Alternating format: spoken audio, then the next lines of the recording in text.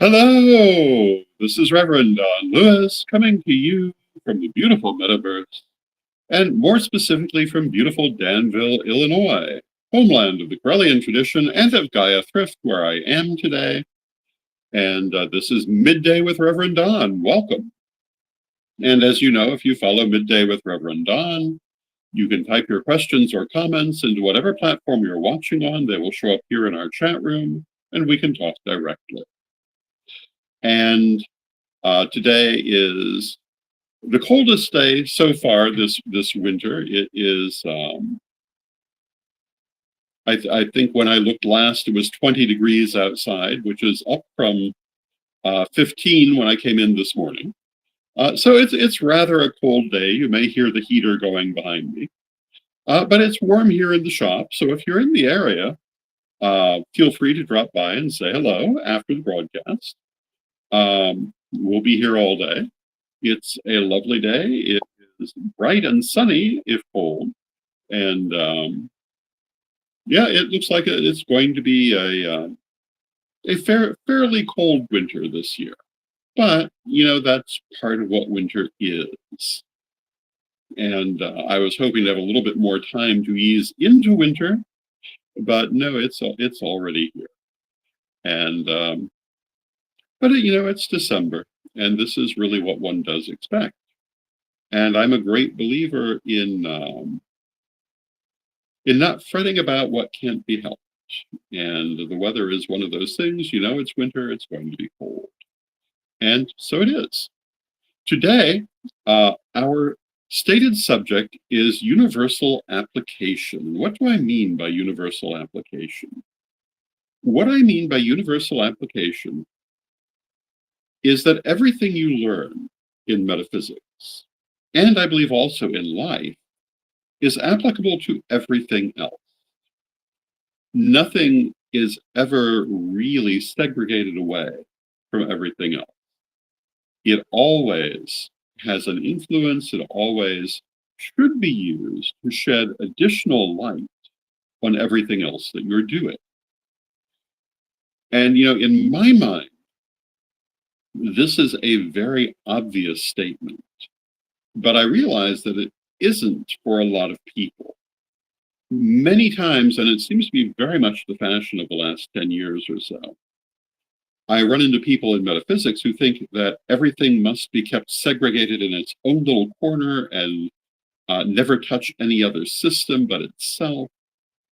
And it's as if they have cordoned off parts of their practice in very rigid ways, which makes no sense at all to me.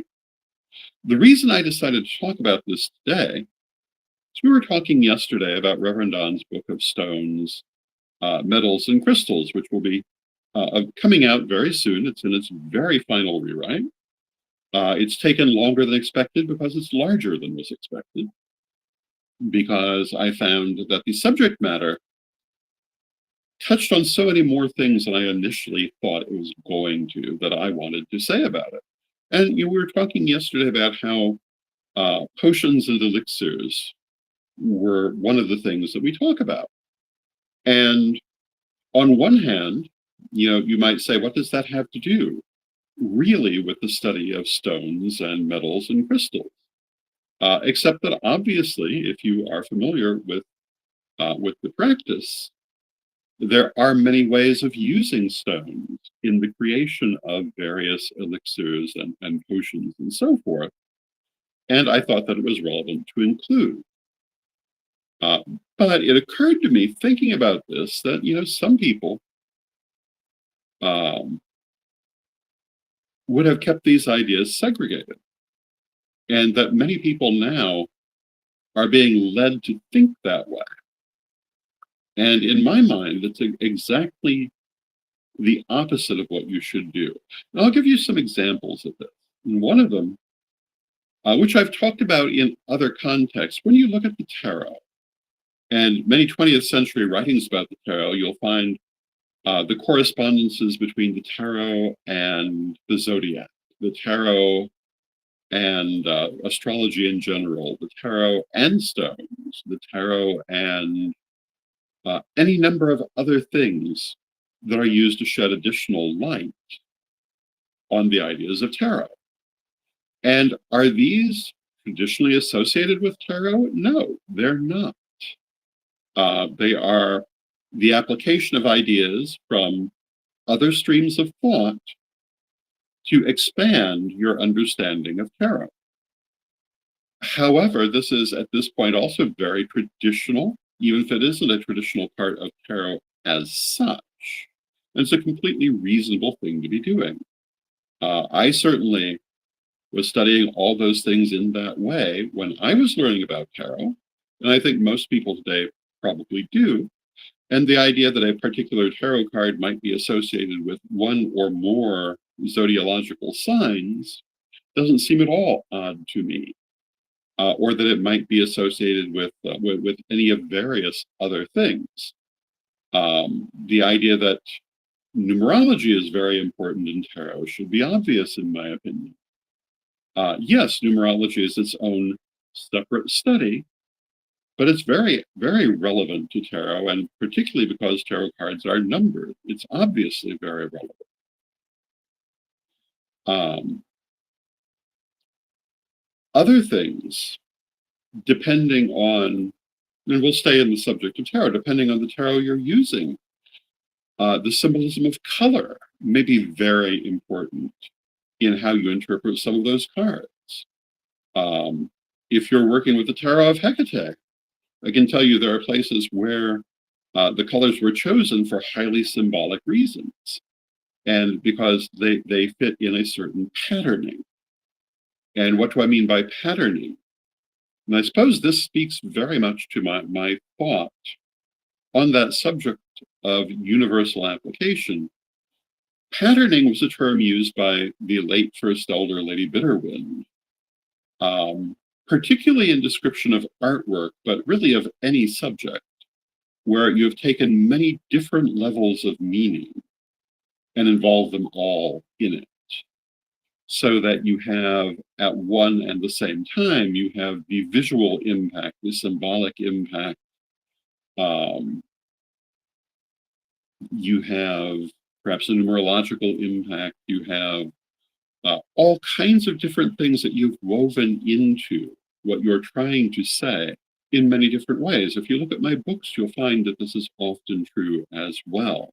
If you go back and read them again and look between the lines, there are many things there which have been included in ways that are not immediately obvious. Because I don't believe that it's only what's immediately obvious to the conscious mind that gets through. One of the reasons I believe that artwork is a superior means of conveying information compared to prose, for example, is that it can function on so many levels, and the mind can take it in so many directions, both those that are intended by the creator of the artwork, and also sometimes ones they never thought of that may still be relevant to the subject. And, I remember this from years ago.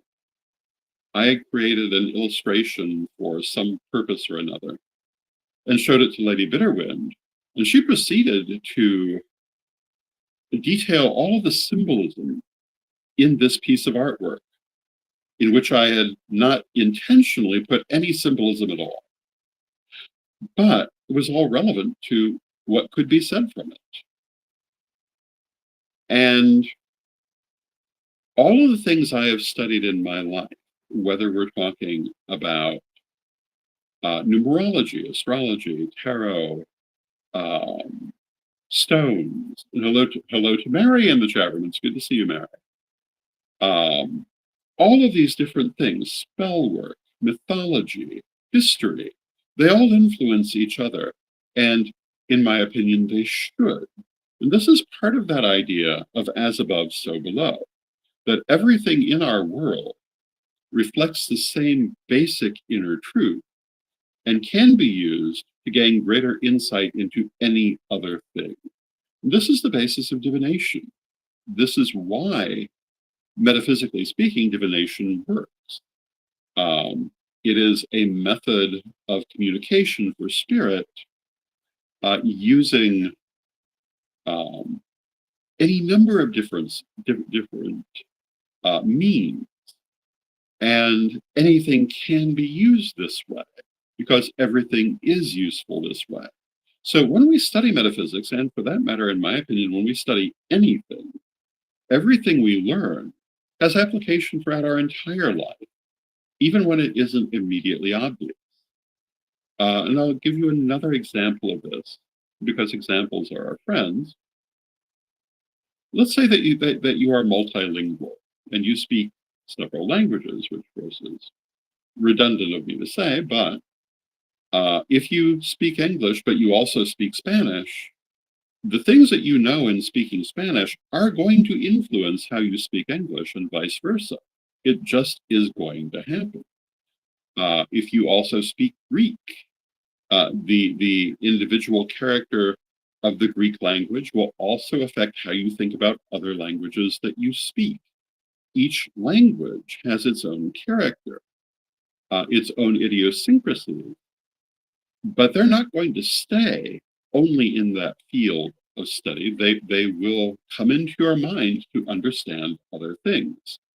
In the case of the German language, it's considered particularly good for technical matters because of the way it's constructed. In the English language, it's considered particularly good for describing virtually anything because it is so large and inclusive in its vocabulary. And I cannot imagine that if you speak English and speak other languages, that characteristic of inclusion isn't going to influence how you approach other languages. If you speak Greek, Greek language has among its characteristics that many words have multiple meanings that can all be in play at once, something that you don't find in some other languages. But if you're familiar with that from speaking Greek, you're going to apply it in other places. And these are just things that, in my opinion, you would naturally do. It's the same in metaphysics. It's the same in religion. It's the same in theology.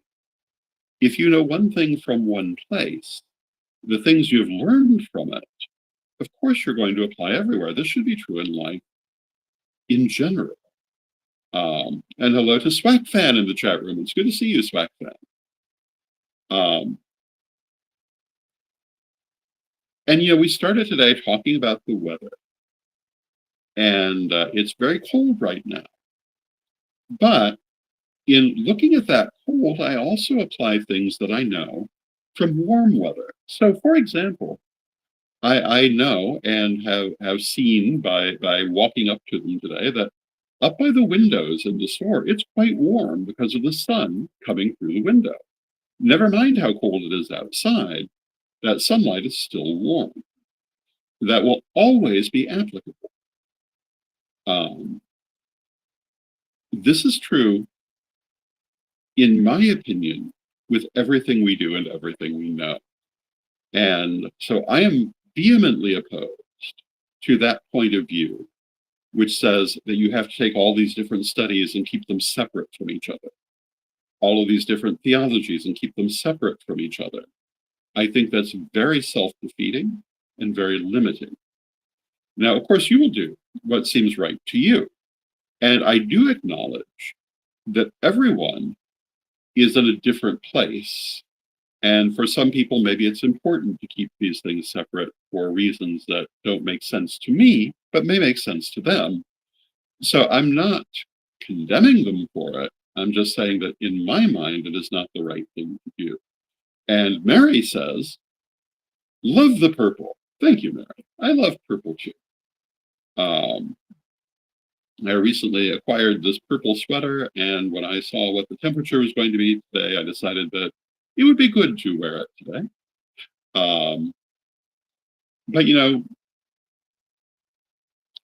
this too is, oh, and hello to Steve Taylor in the chat room. It's good to see you, Steve. This too is relevant. To me, the color purple has to do with spirituality. It has to do with spiritual messaging. It has to do with spiritual connection. It has to do with all of these high vibrational things. So when I wear purple, I expect to have some of that effect about me if I use purple in an artwork. That's part of the message that I am trying to convey there in many cases. Or sometimes it may be that I just think purple will look best there, but it will still carry this meaning whether I've intended it or not. Red is a color of energy, a color of activity, a color of passion, and it carries this message when you use it in an artwork or in an outfit, etc. And hello to Renee in the chat room. It's good to see you, Renee. And all of these things, when you use them, if you use them in decorating a room, if you use them in what you're wearing, they have their effect. It's not something that they leave at the door because you're using them in a different way. This is true also. If you look at how certain theologies are structured and function, it's not always only applicable to that theology. It can be applicable to wherever you apply it. And I think that particularly, we've been talking lately a lot about the Aquarian age and moving forward. And I think that we need to be very mindful of this at this time. Partly because what goes forward in that age is what we carry forward. And we need to carry everything that's valuable. We need to carry all of it. We need to value all of it. We need to use all of it, in my opinion. And so when I see those people trying to separate it all, I think that maybe that's the right thing for them, but it's not a place I wish to be. I think that, to me, metaphysics is the study of everything, learning about everything, and growing and discovering as much as you possibly can. And that's how I was trained and how I was taught, and that's what I will always pass on to you. And I would assume that people who follow my materials and my various offerings share this point of view with me, or they'll be turned off and leave relatively quickly. So, getting back to Rev Don's book of stones, metals, and crystals, there are things in there that you might not immediately expect to find there, because the use of stones and metals and crystals touches on so many other things. Now, I didn't begin to include everything I could have included, because it would be more than one book, but this is true. And we talked about this yesterday, how through many of the different books that I've written, the same ideas will come forward, applied in different ways. But that's because the same ideas are always relevant. And I am not a believer in any aspect of life in the idea that the peas must not touch the corn, or that the carrots must not be next to the potatoes. Now, I will grant you, occasionally, you don't want them to run into each other for one reason or another. But it's not because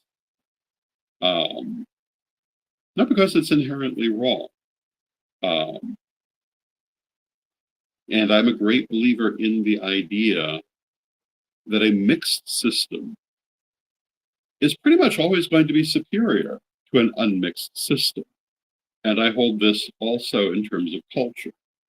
I think that if you look back at history, those cultures that have been created by the combination of many different influences have done far better overall than those that were not. They have been richer, they have been broader, and they have been longer lasting and more adaptive. I think that people who are influenced by many different points of view, many different experiences, many different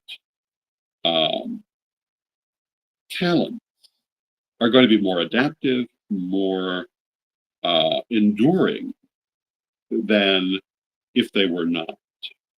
And I think that this is an important thing for us all to consider as we look at what we want to build in the future. One of the things, I talk frequently about things I see on Ed the Pagan's page. We talked about that the other day. He's talking a lot currently about the idea of a pagan town. And we could go into that in much greater depth than some other broadcasts. But when we think about that, what we'd want in a pagan community, and in this case, we're thinking not of some isolated little all pagan town, but more like a pagan neighborhood within an urban setting. My opinion is we want everything. We want all the good things. The more you have in your community, the more resources you have, the more ability you have, the more that you can adapt to whatever happens. Whereas the more isolated you are, the more vulnerable you are. But then this is a subject I come back to a lot, that isolation is vulnerability. I think that as we look forward to the future, we must be very mindful of this, that strength lies in numbers, strength lies in cooperation, strength lies in being able to stand together. And I believe it was Ben Franklin who said, either we hang together or we will most certainly hang separately. And I think that that is largely words to live by. Now, it's not always possible, but I think whenever possible, the more we can unite, insofar as possible, the happier we're going to be. The more resources we can gather at any given time, the happier we're going to be, the better off we're going to be in terms of what we can do and what we can offer to the world. So when we talk about something like a quote, pagan town, end quote, there are things that we would obviously want within that. We would want, I'm sure, temple space. We would want a metaphysical store. We would want psychic services, all of those things. But would we not also want grocery stores? Would we not also want perhaps an art supply center? Would we not want crafting supplies? Would we not also need builders, plumbers, electricians, all the things that we would normally need in our lives? We don't need them less because we're pagan. And I think one of the mistakes people make is they isolate themselves in this idea that they don't need all the things that they really do need. And then when they find they need them, they can't get to them. And so I think that as we look at our pagan community, we need to look at keeping it large and inclusive of all the different things we need. Which goes back to our subject today of universal application. No matter what it is in life that you're studying, that you love, that you're experiencing, what you learn there, you should apply everywhere in your life. Because there will always be some application. If you're a devoted stamp collector, I don't know if there are actually people who still collect stamps. It used to be a really big thing. But if you're a devoted stamp collector, there are things you're going to learn collecting stamps that will have application to other aspects of your life, or could anyway. If you're an artist and you're doing that, the designs that you see will inspire you. The things you learn about the world will broaden your point of view. If you love cooking and you study different cuisines, of course, they're all going to influence your taste. You don't just turn one thing on and another thing off based on where you happen to be standing. Your entire life should always be in play. I'm a great believer in the idea of being a well-rounded person in this way, and I am very much in opposition to that idea that I see a lot now of isolating different components of life. I think it's a very bad idea. Um, Again, it may be that for certain people, that's where they are, and that's fine. But it's not what I'm going to teach, and it's not what I'm going to do.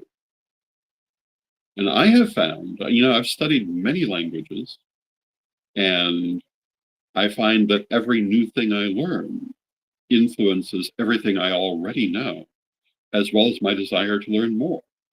I have studied history extensively. The more I learn about history, the more I understand about the present and the potential future.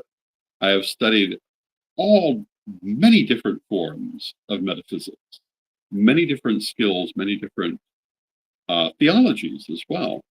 And I found that they all add to my understanding. And so my advice to you is to study everything you can study and apply it everywhere you can, and you will be better off for that.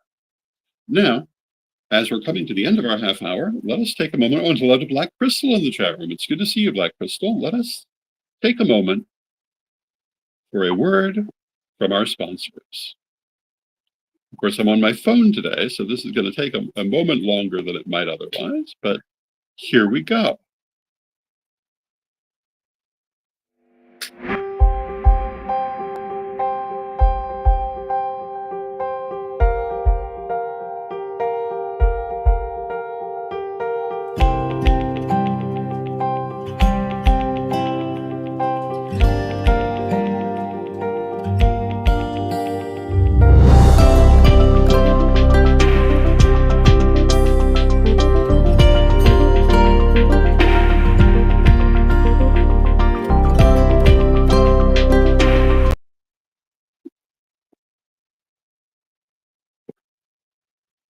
Ready to unlock the secrets of the universe? Join me, Rev Don Lewis, for my metaphysical and magic auctions at Gaia Thrift at whatnot.com. Discover fascinating artifacts, mystical crystals, and rare and unusual books that could change your life. Don't miss this chance to bring a little magic into your world. Rev Don's Metaphysical and Magic Auctions, where the extraordinary can become yours. And thank you to our sponsors, Equinox Learning Hub and Rev Don's Metaphysical and Magic Auctions. I'm sure we'll be making an announcement about the next auction soon. And I hope that you're having a lovely day. I hope the rest of your day is wonderful. And I will be back tomorrow with our weekly roundup of stories. I have no idea what the stories are going to be, but there have been some interesting things this week, including the world continuing to go mad around us. And we'll talk about that tomorrow. But now, let us close with our prayer, as we always do. Divine Mother Goddess, Divine Father God, beloved ancestors, we thank you for all that you do for us in our lives, and we ask you to help us to keep our minds open and to apply all the wonderful things that we learn in life to all the aspects of our life, to make our lives richer and more productive, and bring us greater satisfaction. Help us to always see the best ways of doing things, and to always keep our doors open. Beloved Mother Goddess, beloved Father God, beloved ancestors, we thank you with great love, and knowing you are always with us from respect, we thank you for your presence. And may you be blessed now and always. May you be blessed now and always, and I'll see you tomorrow.